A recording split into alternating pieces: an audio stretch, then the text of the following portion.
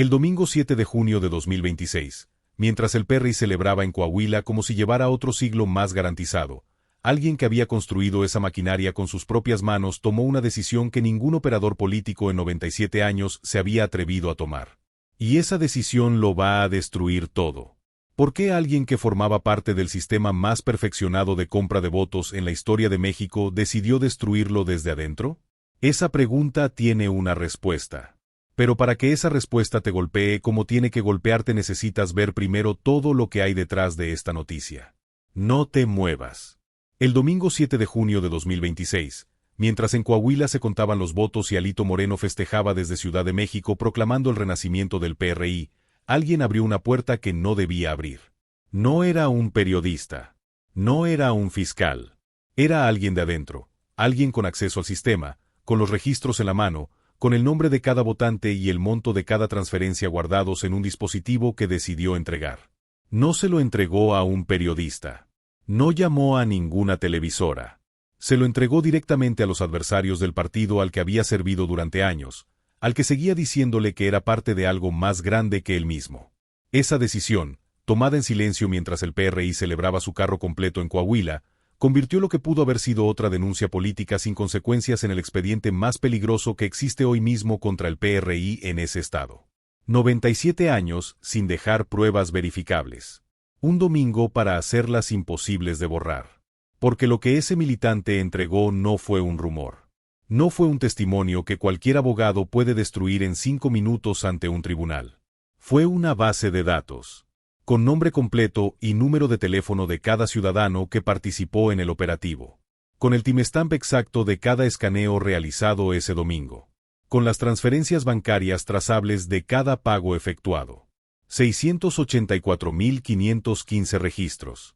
El PRI construyó con sus propias manos el expediente que ahora mismo tiene a la Unidad de Inteligencia Financiera rastreando cada peso de su operativo. Y lo que los noticieros no están aterrizando con la profundidad que esta noticia merece es que esto no es únicamente un escándalo electoral. Es la señal más clara que hemos visto en décadas de que algo se rompió irreversiblemente dentro del PRI de Coahuila. Ese nombre, el nombre de quien tomó la decisión que desató todo esto, lo van a tener antes de que termine esta noticia. Pero para que les destruya igual que me destruyó a mí cuando até todos los cabos, necesitan entender primero lo que hay detrás. ¿Quién tomó la decisión de digitalizar la compra de votos? ¿De dónde salieron los 342 millones de pesos mínimos que costó ese operativo en un solo domingo?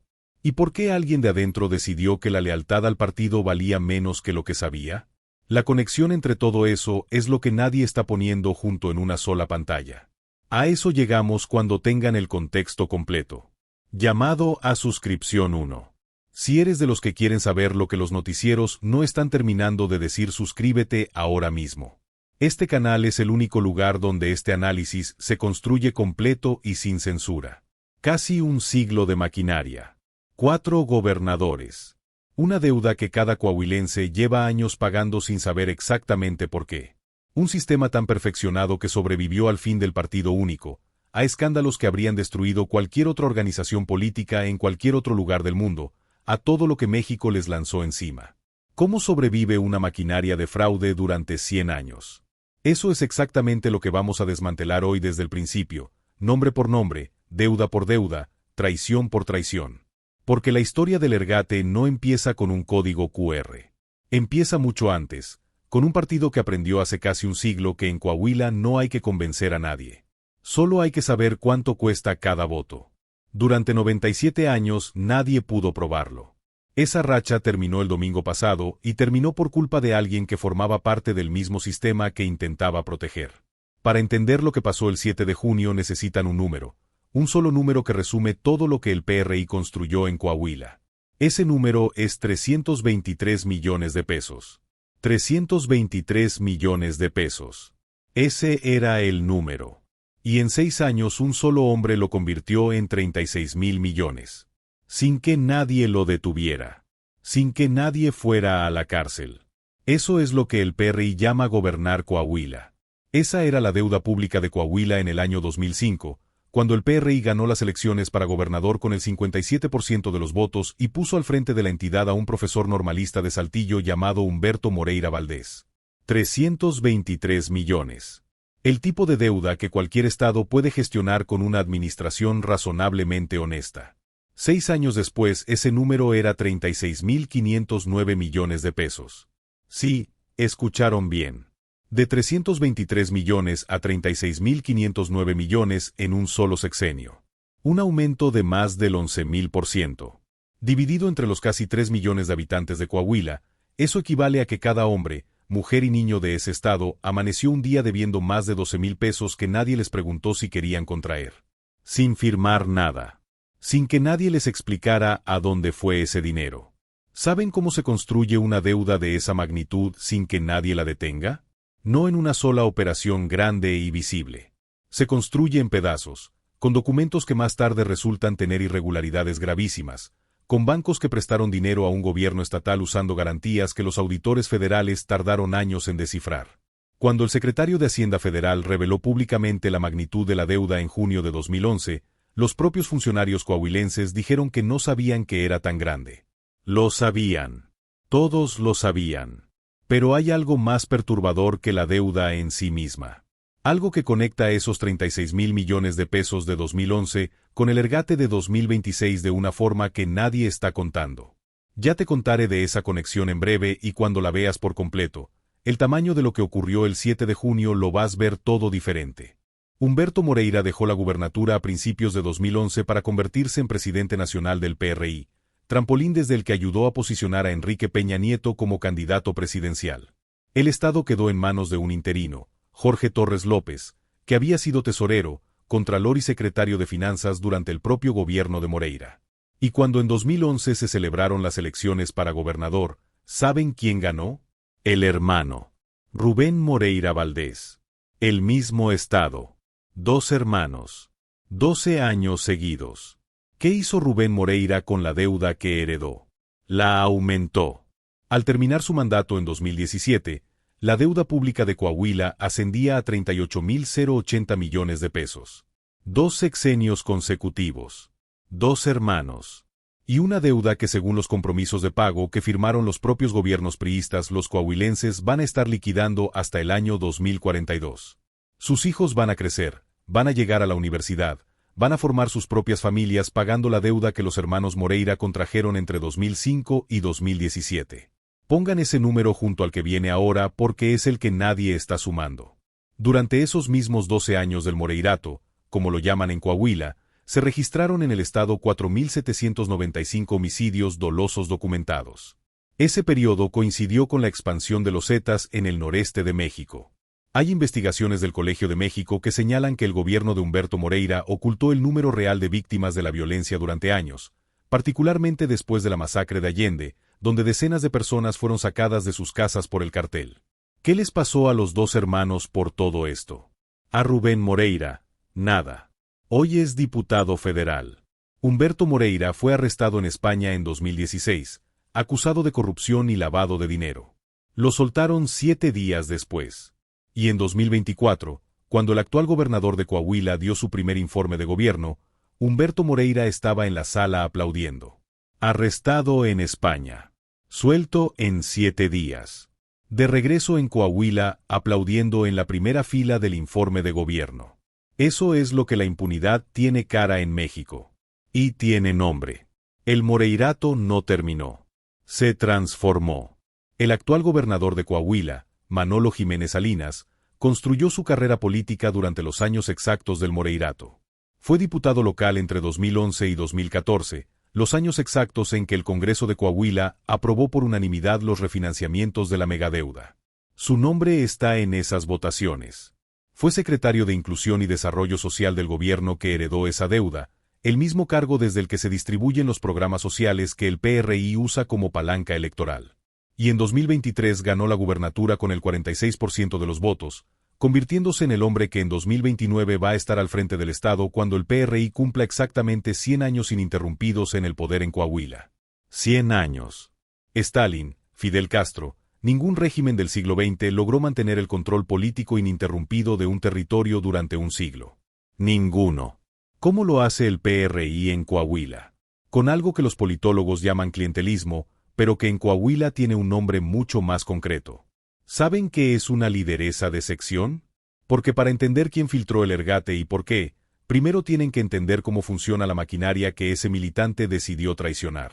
Este análisis no termina aquí y lo que viene es lo más explosivo de toda esta noticia. Suscríbete y activa la campana para que no te pierdas ninguna entrega. Son las personas que el PRI tiene en cada colonia, en cada ejido, en cada unidad habitacional de Coahuila. No son funcionarias públicas. No cobran un sueldo oficial. Pero saben exactamente cuántas familias viven en su zona, que necesita cada una, quien tiene una deuda pendiente con el partido y quien necesita que le resuelvan un trámite antes de la siguiente elección. Son el eslabón que conecta el aparato del Estado con el voto individual de cada ciudadano. Llevan décadas operando. Imaginen un domingo de elecciones en una colonia popular de Torreón. Antes de que abran las casillas, la lideresa de esa sección ya tiene una lista. No es una lista de candidatos ni de propuestas. Es una lista de familias con nombres y con lo que cada familia necesita. Uno necesita que le gestionen un trámite de tenencia. Otro tiene un hijo que quiere entrar a trabajar en el municipio. Otro lleva meses esperando que le pavimenten la calle. La lideresa sabe todo eso porque es su trabajo saberlo.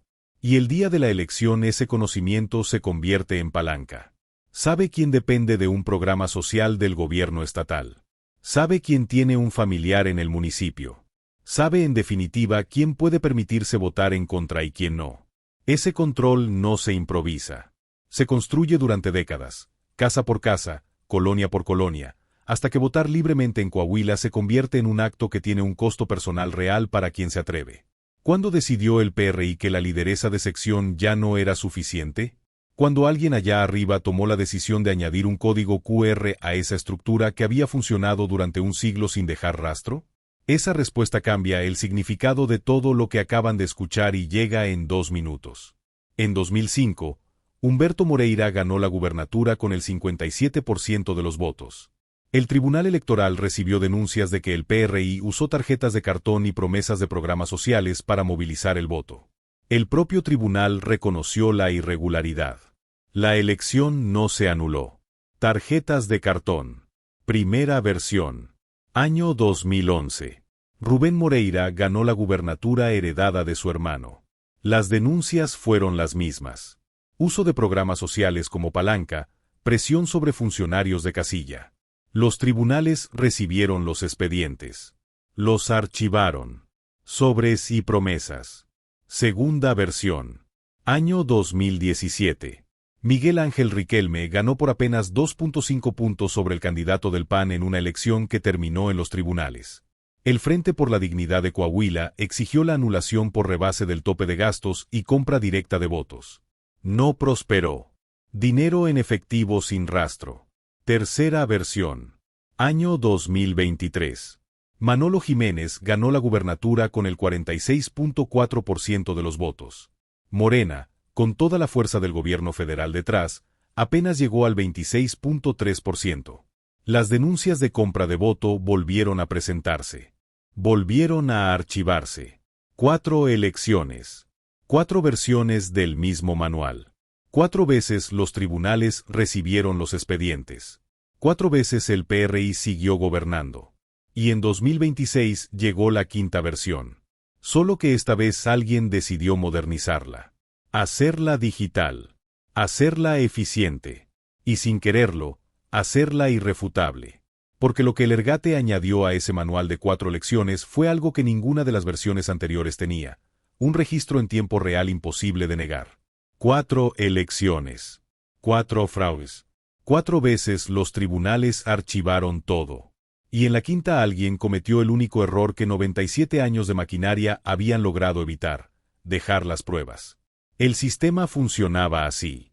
A cada votante identificado por los operadores del PRI le entregaban un código QR individual, único, intransferible. Ese código estaba vinculado a su identidad. El ciudadano llegaba a la casilla, marcaba la boleta a favor del PRI o la coalición PRI-UDC, se fotografiaba con la boleta y con el código QR visible y escaneaba el código desde su teléfono. El sistema registraba el escaneo en tiempo real. En las horas siguientes el pago llegaba por transferencia bancaria. Mínimo 500 pesos por voto. 500 pesos. Para ponerlo en contexto, Eso es aproximadamente lo que gana un trabajador con salario mínimo en México en un día completo de trabajo. El PRI pagó un día de salario por cada voto. Multipliquen ese monto por los 684.515 votos que registró el PREP. Están hablando de una operación que en el mejor de los casos costó 342 millones de pesos solo en pagos directos a votantes, sin contar la infraestructura, sin contar los operadores, sin contar los servidores ni la plataforma digital. No cierres esta noticia. Lo que viene ahora es la cadena de mando completa y el nombre del funcionario que coordinó todo. Suscríbete para que este tipo de análisis siga llegando directo a ti. 342 millones de pesos en un solo domingo. Quiero que se queden un momento con ese número. Porque 342 millones no es dinero que se junta en una caja chica ni se saca de la tesorería del partido en un fin de semana. Esa cantidad requiere planeación. Requiere cuentas preparadas con anticipación. Requiere que alguien con acceso a recursos de esa magnitud haya tomado la decisión semanas o meses antes del 7 de junio. Cada transferencia tiene número. Cada escaneo tiene timestamp. Cada teléfono tiene registro. Ariadna Montiel, presidenta de Morena, lo declaró públicamente con una claridad que no deja lugar a dudas. Vamos a presentar la denuncia porque se tiene toda la base de datos de todos y cada uno de los ciudadanos que escanearon el QR con su teléfono. Toda la base de datos. Y aquí es donde esta noticia da el giro que los noticieros no están terminando de aterrizar. Porque esa base de datos no la construyó Morena. La construyó el PRI. El partido que compró los votos creó el registro de su propia operación. Y parte de esa información llegó a través de militantes del PRI que estaban hartos, gente de adentro que filtró los datos. El sistema se traicionó a sí mismo. El partido que organizó el fraude construyó con sus propias manos las pruebas de su propio crimen. En 97 años de maquinaria electoral eso nunca había pasado. Nunca. ¿Recuerdan que al principio dijimos que alguien cometió el error más caro de la historia electoral de Coahuila? Ya tienen la mitad de la respuesta. Todavía no tienen el nombre completo de la cadena de responsabilidades. Y ese nombre importa no por morbo, sino porque cuando lo vean van a entender que esto no fue un accidente. Fue una cadena de decisiones tomadas por personas concretas con nombres y cargos concretos. Pero antes necesitan ver una pieza más. Quiero decir algo importante aquí antes de seguir. Morena no es inocente en el juego de la maquinaria electoral en México. Los programas del bienestar también se han usado como herramienta de movilización del voto en otros estados y hay denuncias documentadas de ello. La diferencia entre lo que hace Morena en algunos estados y lo que hizo el PRI el 7 de junio en Coahuila es de escala, de antigüedad y sobre todo de evidencia. Lo que el PRI construyó en Coahuila durante casi un siglo es un sistema institucionalizado, acumulado elección por elección, gobernador por gobernador. El Ergate dejó pruebas forenses de eso de una forma que ningún otro caso electoral en la historia de México ha dejado. Esa diferencia importa y es la que hace que lo que viene ahora sea distinto a todo lo anterior. Hay una lectura de todo lo que llevamos construyendo que ningún medio está haciendo. Una lectura que conecta los 97 años de maquinaria, la megadeuda de los Moreira, las lideresas de sección y el Ergate de 2026 de una forma que cambia el significado de cada uno de esos elementos por separado. A esa lectura llegamos en el siguiente bloque. La pregunta que abrimos al principio era esta: ¿quién tomó la decisión de digitalizar la compra de votos? ¿Quién autorizó un operativo de esa magnitud sabiendo el riesgo que implicaba dejar rastro digital en 684.515 transacciones simultáneas? La respuesta no está en Alito Moreno, que celebraba desde Ciudad de México con su discurso de los barrimos. Alito no coordina operativos en Coahuila. Carece de la estructura territorial para eso. Carece de los contactos locales para eso. Y sobre todo carece del control de los recursos del gobierno estatal que hace falta para financiar una operación de 342 millones de pesos en pagos directos a votantes en un solo domingo. Esa operación solo puede salir de adentro del gobierno del estado. Y aquí está la pieza que los medios no están poniendo junto a todo lo anterior. Manolo Jiménez Salinas construyó su carrera política ladrillo por ladrillo dentro del sistema que los hermanos Moreira levantaron. Fue diputado local entre 2011 y 2014, los años exactos en que el Congreso de Coahuila aprobó por unanimidad los refinanciamientos de la megadeuda. Su nombre está en esas votaciones. Fue secretario de Inclusión y Desarrollo Social del gobierno que heredó esa deuda, el mismo cargo desde el que se distribuyen los programas sociales que el PRI usa como palanca electoral. Y en 2023 ganó la gubernatura después de una campaña en la que rechazó reiteradamente que tuviera vínculos con el Moreirato.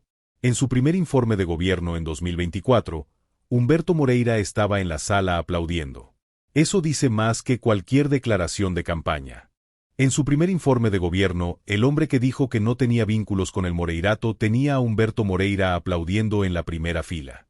Esa imagen vale más que cualquier declaración. El secretario de Seguridad Pública de Coahuila, Hugo Eduardo Gutiérrez Rodríguez, fue señalado directamente por Morena y el PT como el coordinador operativo del Ergate, un funcionario que responde ante una sola persona, Manolo Jiménez Salinas. El gobernador que el día de las elecciones dijo textualmente que Coahuila es una tierra de ley y que las denuncias de Morena eran mala información.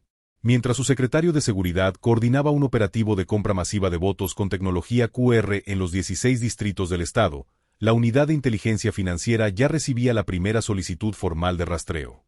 Dos realidades en el mismo momento. Una pública. La otra en servidores que ninguno de los dos iba a poder borrar. Un secretario de Seguridad no mueve un operativo de esa escala sin autorización del gobernador. Eso no funciona así en ningún gobierno. La cadena de mando existe precisamente para que nadie pueda decir que no sabía. Y aquí está lo que Manolo Jiménez no calculó, lo que ningún político en 97 años de fraudes electorales en Coahuila había cometido antes. Dejó el registro. No en papel. No en testimonios que se pueden desmentir. No en sobres con billetes sin número de serie. En servidores. Con timestamps. Con transferencias bancarias trazables. Con la foto de cada boleta marcada. Con el número de teléfono de cada ciudadano que participó. 684.515 registros que ninguno de los dos puede borrar ya. La UIF va a seguir un mapa. Y ese mapa, cuando lo recorran hasta el final, va a llevar a las cuentas desde donde salieron esos 342 millones de pesos en un solo domingo. Lo que viene ahora es la pregunta más incómoda de toda esta noticia, y la respuesta puede ser la diferencia entre un escándalo y un delito penal federal. Si esa investigación determina que parte del dinero usado para pagar los 500 pesos por voto provino de cuentas vinculadas al gobierno del estado de Coahuila, estamos hablando de desvío de recursos públicos con fines electorales. Un delito penal con penas de hasta 9 años de prisión en el Código Penal Federal. 9 años para un gobernador en funciones. Y hay un tercer frente que nadie está nombrando todavía. Si la FGR decide abrir una investigación y los elementos apuntan hacia arriba en la cadena, Manolo Jiménez puede enfrentar cargos por uso ilegal de las instituciones del Estado con fines electorales. Un gobernador con cargos penales federales puede ser sujeto de desafuero. La misma figura que el Senado usó contra Alito Moreno. La misma que dejó a ese dirigente sin fuero y con una orden de aprehensión activa. Manolo Jiménez está mirando exactamente ese camino. El hombre que iba a presidir el centenario del PRI en Coahuila puede terminar siendo el gobernador que lo destruyó desde adentro por haber cometido el único error que 97 años de maquinaria habían logrado evitar. Dejar las pruebas. 9 años de prisión. Eso dice el Código Penal Federal para un gobernador en funciones que desvíe recursos públicos con fines electorales. Y la UIF ya está siguiendo cada peso de ese operativo. Y ahora que tienen ese nombre y ese mapa, queda la pregunta que nadie en los medios está respondiendo con datos.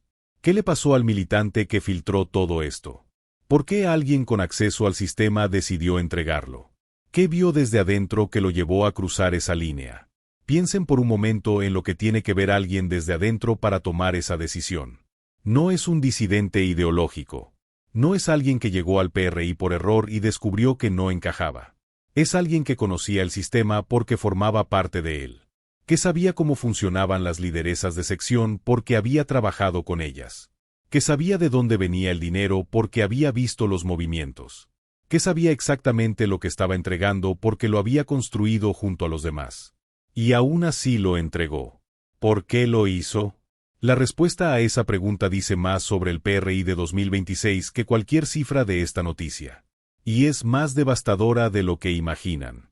Llega ahora. ¿Por qué? No lo sabemos con certeza. Puede que fuera una disputa interna, alguien que se sintió traicionado por el partido antes de traicionarlo. Puede que fuera una negociación con las autoridades federales, alguien que calculó que era mejor estar del lado correcto antes de que llegara la investigación. Puede que fuera simplemente hartazgo, alguien que llevaba años viendo cómo funcionaba la maquinaria y un día decidió que ya había sido suficiente. Cualquiera de esas tres razones nos dice algo diferente sobre el PRI de 2026. Las tres son igualmente devastadoras. Si fue una disputa interna, significa que el partido ya no tiene la cohesión suficiente para mantener lealtades en momentos de presión.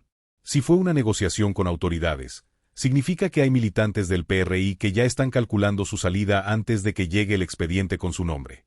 Y si fue hartazgo puro, significa que la maquinaria que durante casi un siglo funcionó porque sus propios operadores creían en ella o al menos temían salirse de ella, ya no genera ni esa lealtad mínima.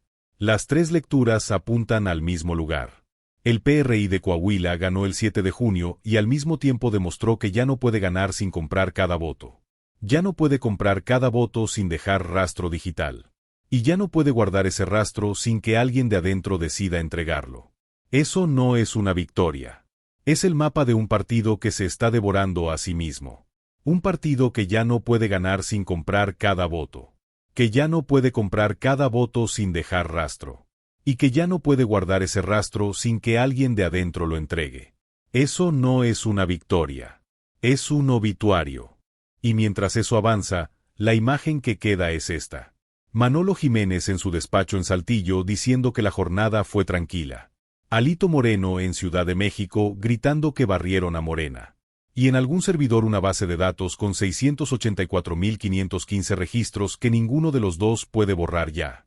Manolo Jiménez celebraba su carro completo mientras la UIF recibía la solicitud de rastrear cada peso de su operativo. Mientras Alito Moreno proclamaba el renacimiento del PRI, los servidores con las pruebas del Ergate ya estaban en manos de 4 instancias federales simultáneas. Mientras el PRI presumía 100 años de dominio ininterrumpido en Coahuila, construía sin saberlo el expediente que puede terminar con ese dominio antes de que llegue el centenario. Y el ciudadano que aceptó esos 500 pesos, que fotografió su boleta marcada, que escaneó ese código QR desde su teléfono en esa casilla, también está en esa base de datos. Con su nombre, con su número de cuenta, con el timestamp de su escaneo. La pregunta que eso genera es incómoda y necesaria. ¿Ese ciudadano es víctima de un sistema que lleva un siglo comprando voluntades o es cómplice de un fraude que afecta a todos los coahuilenses? Piénsenlo antes de responder. Porque la respuesta no es tan obvia como parece. ¿El ciudadano que aceptó los 500 pesos es víctima o cómplice? Esa pregunta tiene dos respuestas y ninguna es cómoda. Pero las dos nos dicen algo sobre lo que el PRI le hizo a Coahuila durante casi un siglo. Coahuila lleva casi un siglo siendo el territorio donde el PRI demostró que se podía comprar una elección sin dejar pruebas.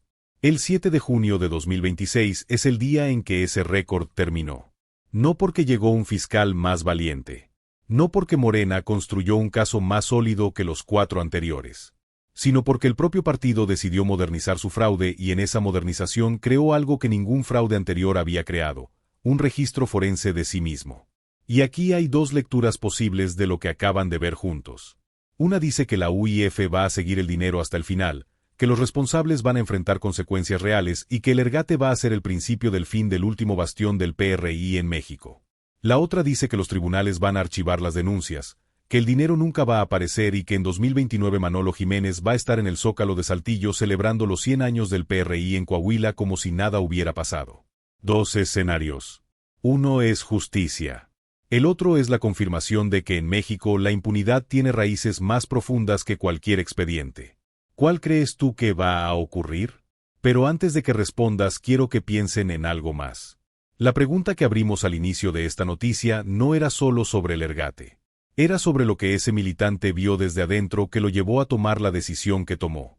Y ahora que tienen todo el contexto, ahora que vieron la deuda de los Moreira, las lideresas de sección, las 4 elecciones archivadas, el sistema QR, los 342 millones de pesos, el secretario de Seguridad señalado, el gobernador que dice que todo era normal mientras los servidores registraban el fraude en tiempo real. Ahora que tienen ese mapa completo, la pregunta tiene un peso diferente.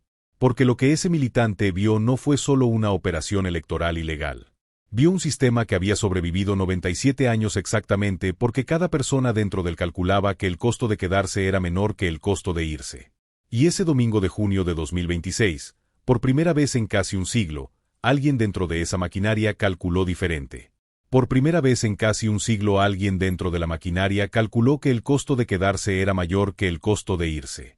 Ese cálculo es el dato más revelador de toda esta noticia. Si están llegando hasta aquí es porque este tipo de análisis no lo van a encontrar igual en ningún otro lado.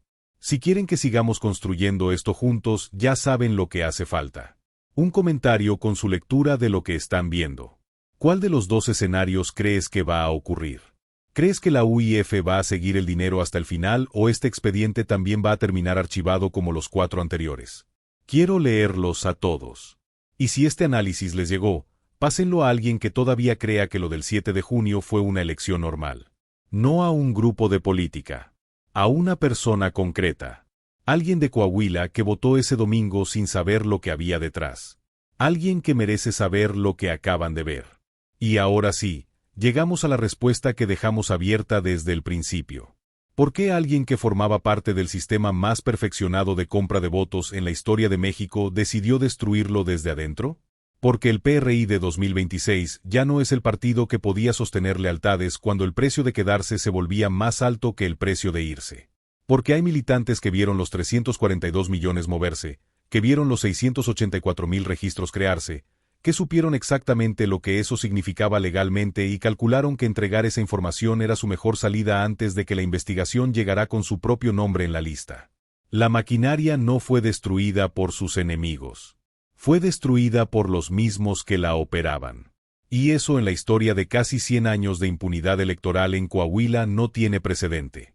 El siglo roto no empieza con una sentencia. Empieza con una traición. Y esa traición ya ocurrió. Coahuila. 97 años de impunidad electoral terminaron con un código QR que ellos mismos construyeron, con un militante que ellos mismos formaron y con un expediente que ellos mismos firmaron. El fraude tuvo precio. Ahora tiene factura. Y la factura tiene nombre, timestamp y número de transferencia bancaria. Si llegaste hasta aquí eres parte de lo que estamos construyendo en este canal. Suscríbete, comparte esta noticia con quien la necesite leer y déjanos tu análisis en los comentarios. Coahuila nos necesita informados y este canal no para.